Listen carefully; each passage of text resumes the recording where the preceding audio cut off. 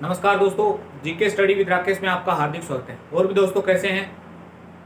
हम last video lecture में राजस्थान की कला एवं संस्कृति के तहत राजस्थान की चित्रकला पढ़ रहे थे और राजस्थान की चित्रकला में हम Marwar school of the paintings के अंतर्गत राजस्थान की एक बहुत ही महत्वपूर्ण शैली, यानी राजस्थान ही नहीं अपितु भारत की बहुत ही महत्वपूर्ण शैली किशनगढ़ शैली के बारे में पढ़ रहे थे। तो किशनगढ़ शैली की बहुत सारी बातें मैंने आपको बता दी थी, थोड़ा सा रिवाइज कर देता हूँ दोस्तों। फिर आप दो किशनगढ़ शैली के दो चित्र बचे हैं और किशनगढ़ शैली के दोनों चित्र यानी रिवाइज करने के बाद दो चित्र पढ़ेंगे और दो चित्र पढ़ने के बाद में इसका विधिवत तरीके से समापन भी कर देंगे। तो आइए दोस्तों, हेडिंग डालिए किशनगढ़ शैली। तो ये है हमारी किशनगढ़ शैली। दोस्तों किशनगढ़ शैली का मैंने सबसे पहले बताया था प्रारंभ का।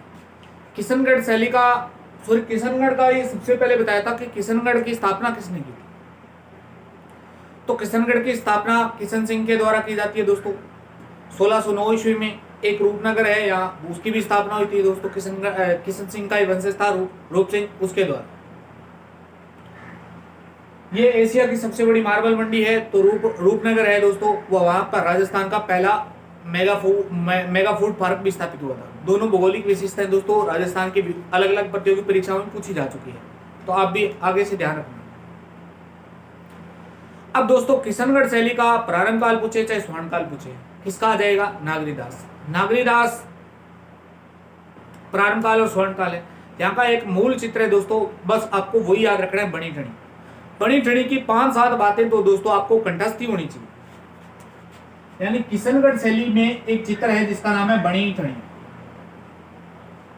बनी ठणी पर जितनी बातें हो सकती थी दोस्तों वो मैंने आपको बता दी। बनी ठणी का मूल नाम दोस्तों विष्णुप्रिया या रसिकप्रिया था। इस बनी ठणी का चित्रण किसने किया था? तो बनी ठणी का चित्रण किया था दोस्तों, यानी बनी ठणी का चित्रण अलग अलग लोगों के द्वारा किया गया था। बनी ठणी में एक महिला है जिसका नाम है रसिकप्रिया। इसका महिला का चित्र किसने किया था? तो निहाल चंद ने किया था दोस्तों। निहाल चंद ये दिल्ली के मूलराज का पुत्र था दोस्तों। बनी ठणी की आंखों का चित्रण किसने किया था? तो आंखों का चित्रण किया था दोस्तों लाडी ने, या लाडीदास एक ही बात है। बनी ठणी का मूल चित्र है वो कहां है? किशनगढ़ संग्रहालय में। बनी ठणी का प्रतिलिपि का चित्र वो पेरिस में पड़ा हुआ दोस्तों। इसको प्रकाश में लाने का श्रेय तो दोस्तों 1940-41 में एरिक डिक्सन और डॉक्टर फयाज अली था। एरिक डिक्सन ने इसे भारत की मोनालिसा कहा। इसे भारत की मोनालिसा कहने के कारण निहालचंद को भारत का लियोनार्दो दा विंची कहा जाता है, क्योंकि लियोनार्दो दा विंची ही वो व्यक्ति था इटली का जिसने बनी यानी मोनालिसा का चित्रण किया था, इसलिए इसको ये कहा जाता है। स्वयं नागरीदास ने बनी ठणी में सांझी का चित्रण किया था और दीपावली का भी चित्रण किया था। शायद ये बिंदु मैंने नहीं बताया, तो आप ऐड कर लेना दोस्तों। यानी बनी ठणी में दीपावली व सांझी का चित्रण भी स्वयं नागरीदास ने किया था। बनी ठणी के बारे में और क्या क्या याद रखना है दोस्तों? बनी ठणी पर 5 मई 1973 को डाक टिकट भी जारी हो चुका है। और क्या याद रखेंगे दोस्तों? बनी ठणी की बहुत सारी बातें मैंने आपको बताई थी दोस्तों, बस आप तो ये ध्यान रखना कि बनी ठणी है, इस पर किस धर्म का प्रभाव है? वैष्णव धर्म का। सर्वाधिक वैष्णव धर्म का प्रभाव पूछे तो नाथ द्वारा कहा जाएगा। बनी ठणी का चित्रण है दोस्तों, यानी नागरीदास को कृष्ण के रूप में और बनी ठणी यानी इसको राधा के रूप में दर्शाया गया। तो ये बातें मैंने आपको बनी ठणी की सारी बता दी थी दोस्तों। अब दोस्तों किशनगढ़ शैली के दो चित्र बचे हुए हैं, दो चित्र पढ़ते हैं और इसका विधिवत तरीके से समापन करते हैं। तो आइए दोस्तों, हेडिंग डाल दीजिए वो चित्र कौन कौन से। तो बनी ठणी में किशनगढ़ में पहला चित्र है चांदनी रातों की संगोष्ठी। चांदनी रातों की संगोष्ठी का चित्रण है दोस्तों। संगोष्ठी का मतलब ही क्या होता है? एक सम्मेलन होता है दोस्तों। तो यानी ऐसा ही यहां कुछ होगा। तो इसमें क्या दर्शाया हुआ है दोस्तों वो देख लेते हैं। ये पहली बात तो ये चित्र किसने बनाया? तो ये अमरचंद नामक चित्रकार द्वारा चित्रित है दोस्तों। यानी इसका चित्रकार कौन है? तो इसका चित्रकार है अमरचंद। इस चांदनी रातों की संगोष्ठी में क्या हुआ है दोस्तों? तो चांद तारों के बीच में नागरीदास व बनी ठणी का चित्रण हुआ है। यानी चांद तारों के मध्य नागरीदास वह बनी ठणी का चित्रण दोस्तों। और क्या हुआ है दोस्तों, तो बनी ठनी में यानी राजा एवं रानी का चित्रण हुआ है और इनके मध्य में एक जलपात्र भी रखा हुआ है। राजा व रानी का चित्रण व इनके मध्य एक जल पात्र है। इस रानी के पास में दासियां खड़ी है दोस्तों, यानी कल्पना की गई है कि नागरीदास, राजा कौन है, नागरीदास है, रानी कौन है दोस्तों, तो ये बनी ठनी है, वो बैठे हुए हैं। और यहाँ पे किसका चित्रण हुआ है, तो गुंदोलाव झील का भी चित्रण हुआ है। गुंदोलाव किशनगढ़ की स्थापना कहां किस स्थान पर हुई थी, तो दोस्तों ये ध्यान रखना, गुंदोलाव नामक स्थान पर हुई थी। गुंदोलाव झील का चित्रण, तो ये इस चित्र की चार ही विशेष बातें हैं दोस्तों। चांदनी रातों की संगोष्ठी, बस आप तो ये ध्यान रखना अमरचंद नामक चित्रकार ने चित्रित की थी दोस्तों। इस चांदनी रातों की संगोष्ठी का चित्रण किसने किया था, तो अमरचंद नामक चित्रकार ने किया था। इस चांदनी रातों को दोस्तों सीधा सी बात है, चांदनी रातों का चांद तारों का दृश्य दर्शाया गया और उसमें बनी ठनी का चित्रण हुआ दोस्तों, यानी नागरीदास और बनी ठनी दोनों का चित्रण हुआ है। नागरीदास व बनी ठनी। नेक्स्ट है दोस्तों राजा व रानी का चित्रण हुआ है और इनके मध्य एक जल पात्र पड़ा हुआ है, यानी ये अपने ऐसी कल्पना कर सकते हैं कि पार्टी वार्टी चल रही है दोस्तों। गुंदोलाव झील का चित्रण हुआ है, तो झील के किनारे क्या पार्टी वार्टी होती है दोस्तों, राजा रानी बैठे हैं, रानी के पास में दासियां खड़ी है। तो ये इस प्रकार का एक चित्र है जिसका चित्रण किया था, किसने किया था, तो अमरचंद नामक चित्रकार ने किया था। तो आशा करता हूं ये चित्र आपको अच्छे तरीके से समझ में। दो ही बातें याद रख लेना दोस्तों, चांदनी रातों की संगोष्ठी में चित्रकार अमरचंद।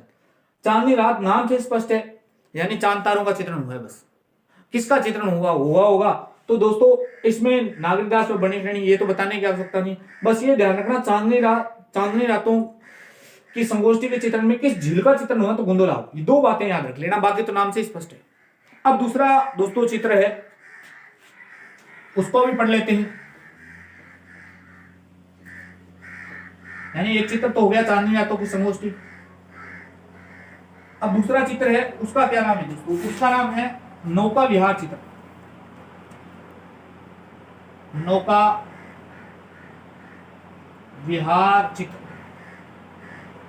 बस दोस्तों आपको इसके क्या याद रखने हैं, इसके चित्रकार याद रखने हैं। मुख्य रूप से तो आप चित्रकार ही याद रखेंगे दोस्तों, वैसे तो चित्रकार इस चित्र में क्या क्या विशेषता है वो भी बता दूंगा। इसके तीन चित्रकारों द्वारा ये चित्र चित्रित हुआ दोस्तों। इस तीन चित्रकार कौन है, नानकराम है, नानकराम के बाद में बदन सिंह और सीताराम। बदन सिंह और सीताराम, तो ये तीन चित्रकार है दोस्तों। इस नौका विहार चित्र की क्या विशेषता है दोस्तों, तो इसमें नाव है, नाविक है। देखो नौका विहार, यानी नाव का और नाव के विहार का कुछ चित्रण होगा, तो नाम से स्पष्ट है। नाव है, नाविक है, बतख है, कमल है इत्यादि का चित्रण हुआ है दोस्तों। और यह प्रश्न दोस्तों सेकंड ग्रेड में पूछा जा चुका है। प्रश्न इस प्रकार आया था कि नाव, नाविक, बतख, कमल इत्यादि का चित्रण किस शैली की विशेषता है, तो दोस्तों किस शैली की विशेषता है, किशनगढ़, क्योंकि यहाँ कौन सी झील पड़ रही है, गुंदोलाव झील पड़ रही है दोस्तों। अन्य किसी चित्र शैली में आप झील का दृश्य नहीं देख पाएंगे दोस्तों। यानी उसमें ऑप्शन जो देना, उसमें ऑप्शन थे दोस्तों, वैसे तो मारवाड़ की शैलियां दे रखी थी दोस्तों। तो मारवाड़ में दोस्तों वैसे ही झीलें बहुत कम है, तो यहाँ पक्कावाड़ा इलाका है, यहाँ एक झील पड़ती है दोस्तों, उसका नाम है गुंदोलाव झील। प्रत्यक्ष रूप से दोस्तों अगर किसी शैली में झील का चित्रण हुआ तो वो इसी शैली में हुआ है। तो ये ध्यान रखना, सेकंड ग्रेड में जो प्रश्न आया था उसका उत्तर ये माना गया था, तो आप भी ये ध्यान रखना दोस्तों। नेक्स्ट दोस्तों, और क्या विशेषता है इस किशनगढ़ शैली की, तो अन्य दो विशेषताएं और है दोस्तों, वो देख लेते हैं। और क्या विशेषता है दोस्तों, तो इस पर कांगड़ा व ब्रज शैली का प्रभाव है। कांगड़ा व ब्रज शैली का प्रभाव, यानी आपसे पूछे कि इस शैली पर किस शैली का प्रभाव है, तो कांगड़ा व ब्रिज शैली। कांगड़ा शैली यानी हिमाचल प्रदेश की शैली का प्रभाव है। ब्रिज शैली यानी ब्रिज यूपी मथुरा वाला क्षेत्र है, ब्रिज प्रदेश उसी को कहते हैं, उस क्षेत्र का प्रभाव है दोस्तों। इस शैली में किस चीज का चित्रण नहीं हुआ है दोस्तों? ये वेरी वेरी इंपॉर्टेंट है दोस्तों। आज तक कभी ये प्रश्न नहीं पूछा हुआ है, ये प्रश्न कभी पूछा जाएगा भविष्य में कि किशनगढ़ शैली की निम्न में से कौन सी विशेषता नहीं है। तो यहां राग रागनियों का चित्रण नहीं हुआ दोस्तों, ये ध्यान रखना।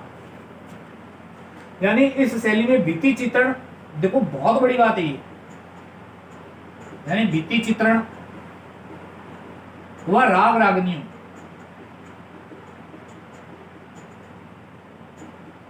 का चित्रण नहीं हुआ है, ये ध्यान रखना।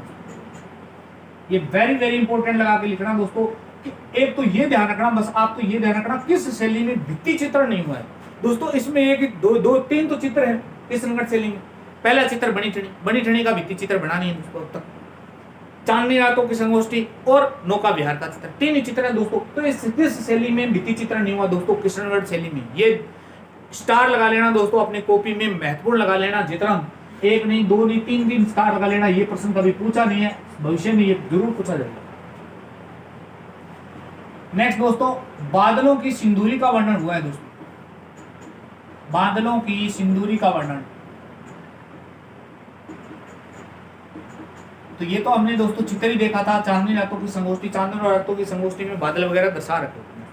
तो ये तीन बातें और याद रखिए दोस्तों। अब दोस्तों आप कहेंगे चित्रकार, तो चित्रकार दोस्तों मूल रूप से कितने चित्रकार हुए, तो आप देखना। एक तो स्वयं नागरीदास है दोस्तों। नागरीदास ने बनी ठनी जो चित्र है उसमें दीपावली व सांझी का चित्रण किया है। एक बनी ठनी का मूल चित्र किसने बनाया था, निहालचंद ने दोस्तों। दो चित्रकार हुए। तीसरा चित्रकार था दोस्तों लाडी, जिसने बनी ठनी की आंखों का चित्रण किया था। चौथा चित्रकार आया था दोस्तों चांदनी रातों की संगोष्ठी। चांदनी रातों की संगोष्ठी का चित्रण किसने किया था, तो अमरचंद ने किया था दोस्तों।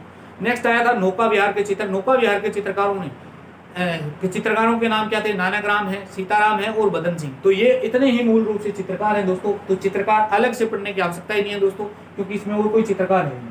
तो ये रही दोस्तों किशनगढ़ शैली। आज हमारा विधिवत तरीके से Marwar school of the paintings पूर्णतः कंप्लीट हो जाता है दोस्तों। आपको ये वीडियो कैसे लग रहे हैं, अच्छे लग रहे हैं तो लाइक शेयर कमेंट करके जरूर बताना दोस्तों, और अपने मित्रों तक भी इस वीडियो की लिंक को शेयर करना। मिलते हैं नेक्स्ट वीडियो में। जय हिंद, जय भारत।